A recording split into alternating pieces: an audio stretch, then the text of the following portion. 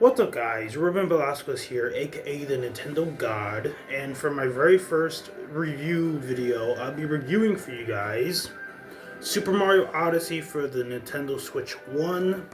This game has been out for about 9 years now, so let's just get started, guys. I hope you enjoyed today's review as much as I did making it. And with that being said, subscribe to the channel if you haven't done so already, and comment down below on what is your favorite part about Super Mario Odyssey and why. And with that being said, I'll be reviewing this game in 3, 2, 1, let's go. So Super Mario Odyssey, like I mentioned earlier, it came out 9 years ago on the Switch back in 2017, which is a long time, but it still looks, it's a gorgeous game to this day, even though it's been that long since the game came out. But yeah, Super Mario Odyssey is the only 3D Mario game that's original to the Switch, because we've had a 3D World port from Super Mario 3D World on the Wii U. We had Super Mario 3D All Stars, which is basically 3 other 3D Mario games rolled into one package on the Switch, and then we also had the Galaxy 1 plus 2 remasters for the Switch 1, and I believe. No, I think that's all the 3D Mario games. Unless I missed one or two, then comment down below if I missed one or two of them. But yeah, so this Mario Odyssey is the only original 3D Mario game on the Switch. And the story for this game is pretty, I wouldn't say intense, but it's sort of high stakes, you could say, because basically the story of this game is Bowser kidnaps Peach again. So there's that, but like any other Mario game, like he kidnaps Princess Peach and that's about it. But with this 3D Mario game, he not only kidnaps Princess Peach, but forces her to take part in a wedding.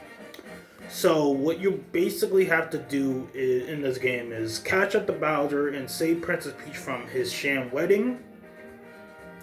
But along the way of trying to track down Bowser, he basically steals items for his wedding from different kingdoms, and you as the player, as Mario, have to go to those kingdoms and try to catch up to Bowser, but along the way you face some enemies that you have to deal with first, and then he gets away every single time. You only really fight Bowser like 3 times in this whole game, but of course one of them is the final boss. But the other 2 are more like checkpoint markers to let you know that something has happened in the story so far, so you just are not just collecting stuff. Also, speaking of collecting things, there's a lot, and I mean a lot of stuff to collect in this game. You got the normal coins, the gold coins you collect in any Mario game, but then you got some new stuff. Instead of a Power Star or a Shine Sprite from Sunshine, you get a Power Moons. You collect Power Moons in this game. And no, there's not about like 120 like it was in Galaxy 1, or 242 like there was in Galaxy 2 because of the green stars. You collect, and I can't believe this is a real amount in a Mario game, over 800 moons. And most of those moons are really easy to grab. Like some of them are just like ground pounding the ground, or buying them in an item shop. That's basically some of the moons. And then of course there's some moons in Odyssey that are just really easy, and some of them are really hard to get. Like some of them require like picture perfect memory from like certain characters, like a Goomba for instance. There's like a power moon you need to grab where you gotta like align the components from a Goomba's like face, and you got to get it very precise, or else you don't get the power moon at all. You got to keep on trying it over and over. Those power moons did give me some trouble, because for somebody who was autistic like me, I'm not good with picture perfect memorization. So when it came to those power moons, I had to literally, and I mean this very specifically, I had to grab a Sharpie or an Expo marker from my drawer in my game room and literally trace the components, like the picture, before it disappears, because that's what makes these power moves tricky, is that the components that you need to, that you need to rearrange to make the picture, they disappear. So you gotta like literally like either take a picture on your Switch controller or something, like take a screenshot, or do what I did and just literally right before it the picture disappears, you gotta rearrange the pieces. I literally grabbed an expo marker from my drawer and I traced on my TV, no joke. I did this and it was a bitch to clean off, I'm not gonna lie. Because my TV was not built for that type of stuff. So I drew on my TV on an expo marker, I traced the Goombas, like eyebrows, the mouth, the eyes, and that's how I basically did that power move. So it was hard for me, for someone like me being autistic and ADHD and stuff like that. So moves like that really gave me the runaround, and I can't believe I actually got all the moons in this game. Hell, I even bought the moons that you don't really need to grab to get the 900 moons to get the golden balloon for your ship. Oh, I haven't even mentioned the Odyssey yet. So yeah, as the name implies, you, like the last part of the name, you travel to each of these kingdoms in a ship called the Odyssey, which is, you can see it on the picture, it's right there. It's basically a Red Hat airship, basically. So, you basically fly from kingdom to kingdom, facing bad guys, and trying to track down Bowser and stop him and save Princess Peach all at once, basically. And also, I haven't even mentioned your companion in this game, because you get a brand new companion in Odyssey. See, because in Galaxy 1 and 2, you get the Baby Luma, and Sunshine, you get the Flood Pack. 64, I'm not sure you really get a companion at all. I mean, does the Lakitu in the beginning of the game count? I'm not sure. But anyways, 3D Mario games have always had a companion thus far. So, in Odyssey, you get a hat as a companion. And when you can use this hat, which his name is Cappy, which original name Nintendo, ooh, Cappy for a hat, ooh, so original. But yeah, Cappy is your new companion in this game. And with Cappy's abilities, it unlocks a lot that you can do in Odyssey, because you can capture enemies, objects, and other stuff as well. Like, no joke, there were a few captures in this game that I was like, oh my god, I didn't know I could capture this, or like, no way, like this too. Like, I was just amazed, like through my whole 100% playthrough of the Odyssey, that I was like, oh my god, I was just amazed by a few of the capture abilities that you can use. Like, we already knew that this was a thing in the trailers of Odyssey, you could capture a T-Rex. That was like introduced in one of the few first trailers of Odyssey, because you see a T-Rex running around in the trailer, and then he turns around, and then he roars, and then you think that it's just a normal T-Rex in the game, and then you see the hat on top of the T-Rex, like a zoom in of the hat, and then Mario jumps out of the T-Rex like it's fucking, like he just phased out of it. But yeah, that's basically like how people first thought about Odyssey, like, oh no way, there's a T-Rex in this game? Like, so, it was pretty exciting stuff sometimes for most of the captures. Now, the kingdoms don't shy from it, weird and wacky stuff. There's a few kingdoms in this game that I'm like, no way, like, this is actually a kingdom. Like, there's a kingdom called New Donk City, which is basically Donkey Kong's town, or New York. Some people call it a New York clone. I call it Donkey Kong's town, because New Donk City, Donkey Kong, and there's a whole bunch of Donkey Kong references from his first Super Nintendo game, Donkey Kong Country. So like, there's a bunch of like, street signs that say, oh, this is Cranky Street or Dixie Street or whatever. And then a bunch of Donkey Kong's companions from the country games make references on New Donk City as well. So like I don't remember all their names, but I do know Squitter is like the spider companion in Donkey Kong Country. So like there's like a sign that says like Squitter Road or Squitter Avenue or Squitter Street. I don't remember what the street sign actually said, but it's weird how that happened. How like they just added a bunch of references to Donkey Kong Country, so that was pretty cool to see. Me being a huge Donkey Kong Country fan who had been playing the games since the very beginning, saw all the references and I'm like, oh my god, that is so cool. Um, but yeah, there was kingdoms like Dudong City, which was exciting to see, and then there's kingdoms like Fossil Falls or the Cascade Kingdom, which is the kingdom that you get to play as a T-Rex. You capture the T-Rex and you roam around as a T-Rex, basically destroying everything like for your freaking Godzilla, and it's so exciting and amazing to play as for fun. And then there's kingdoms that I kind of hate in Mario games, like the Lake Kingdom and the Seaside Kingdom. Now, one thing you guys got to know about me when it comes to Mario games, whether 2D, 3D, or anything Mario related, is I hate water-based levels. I hate them in the Mario RPGs, I hate them in the 3D Mario games, and the 2D Mario games. Something about the water levels just doesn't sit well with me. Same thing with the Ghost House levels in Mario games nowadays. Like, Ghost House levels are just not for me, because someone with me being autistic and how the ghost levels in Mario games are always confusing to navigate, to especially to 100% a Ghost House level. It's just head rattling for me, and it's just so confusing to get right. Because I got to take a specific door, and all the doors look the same. Like, bro, why? What was Nintendo thinking with the Ghost House levels? I get it, they're ghost themed, and like the ghost in the house tried to trick you into taking the wrong door, but still. Honestly, if I had to choose one type of level theme to get rid of in Mario, it had to be the ghost levels. Second will be the water-based levels, because the swimming is just, I don't know, it's not for me. I think the only Mario game I actually like the swimming in is Galaxy 1 and 2, and that's only because I could actually speed up my swimming with a spit attack.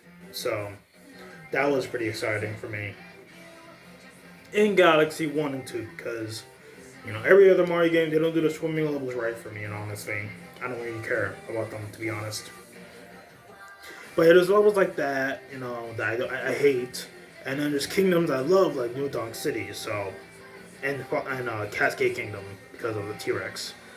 But yeah, there's just a lot of kingdoms in this game. I think there's about like 13 or 14 kingdoms in total, or 15, I don't really know the exact number, I think it's around that amount. So, yeah, that's basically Odyssey. Well, I mean, I should talk about the ending, because, like, honestly, if you haven't played Odyssey yet, you got to. Even though it's a 9-year-old game, it still looks gorgeous on the Switch 1 and Switch 2. Like, if you own a Switch 2 and get Odyssey, then you gotta play this game.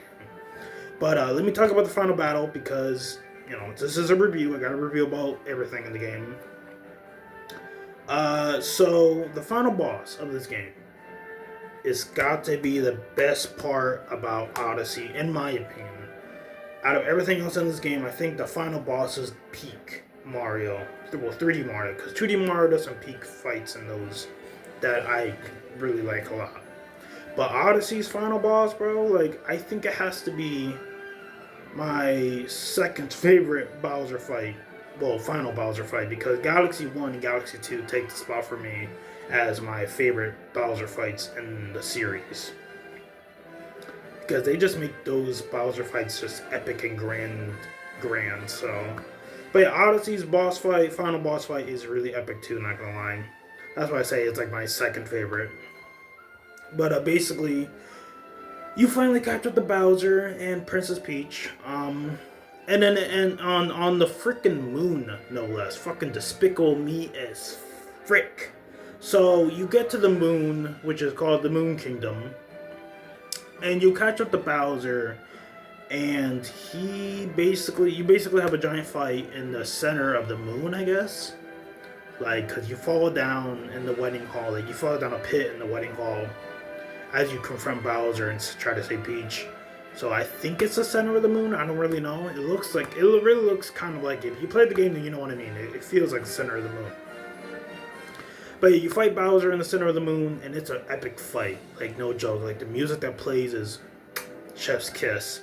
And after you defeat Bowser during that fight, you get to actually play as Bowser, which I think is really fucking cool because it's the first Mario game in existence other than Mario and Luigi Bowser's Inside Story, because I don't really think that game counts because he's not really like you play as Bowser in that game, but you know, not like let me see, I'm trying to compare it with something. Not like Odyssey, you know, because Bowser's Inside Story is an RPG. That's, you know, and it's like the point of that story is like Bowser trying to, you know, save his kingdom from Fawful and stuff like that. So he has like his own agenda. It's not like you're playing as him for the, you know, I don't know. I don't really know how to explain it, but yeah. Other than Bowser's Inside Story, Mario Odyssey, you get to play as Bowser, and it's so freaking cool. Yeah, sure, you're capturing him with Cappy, but you know, you still get to play as the fucking king of the Koopas, which I think is very amazing. So you're basically trying to escape the moon as while playing as Bowser with Peach on your back, which I think is pretty cool.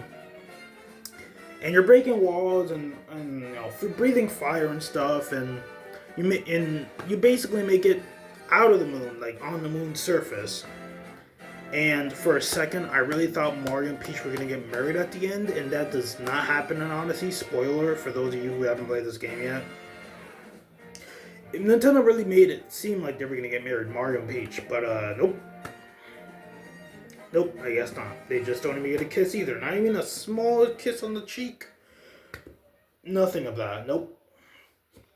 So, yeah, it was kind of disappointing about the ending of Mario and Peach and all that. But you do leave Bowser stranded on the moon, which I think is pretty funny.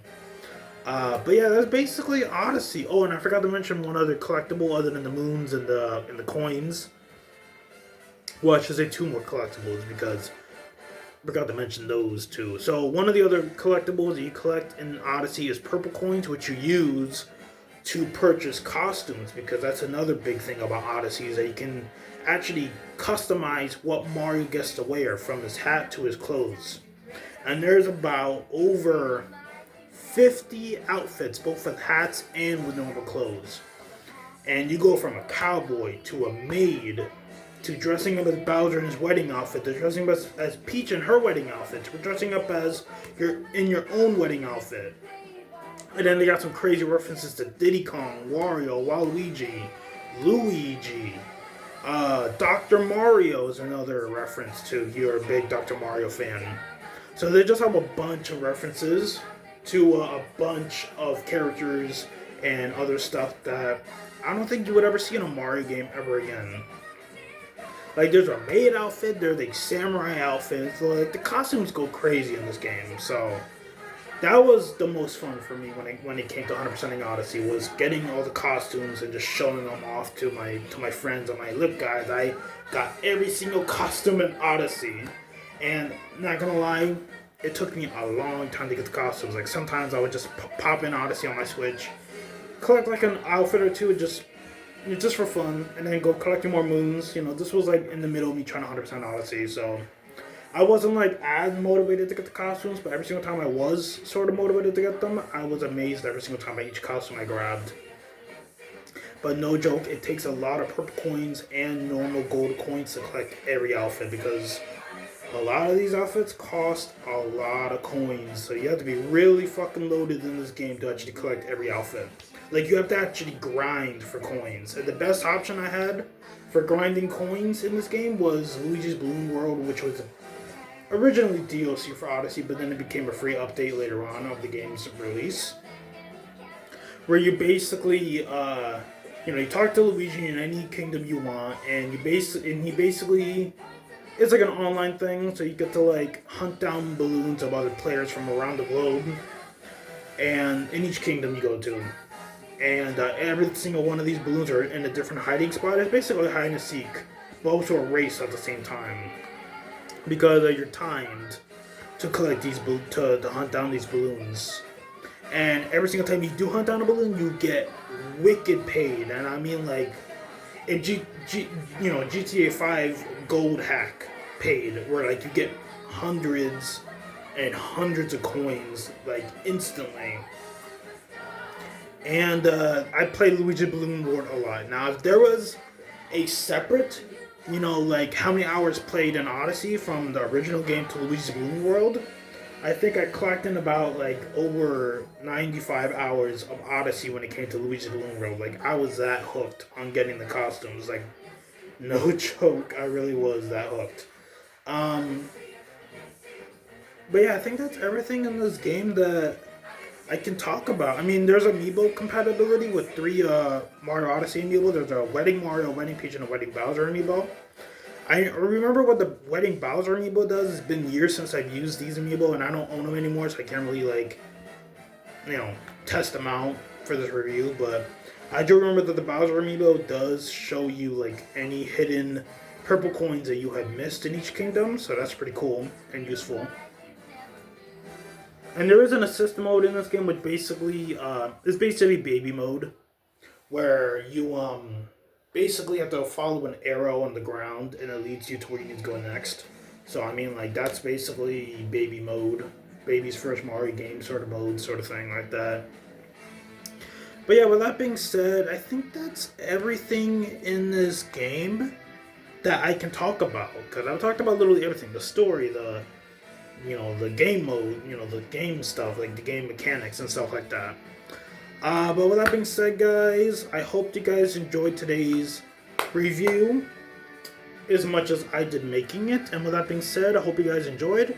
I will see you guys tomorrow for my next review, where I will be reviewing the Super Mario Galaxy 1 and 2 physical bundle pack. So stay tuned for that review when that comes out tomorrow.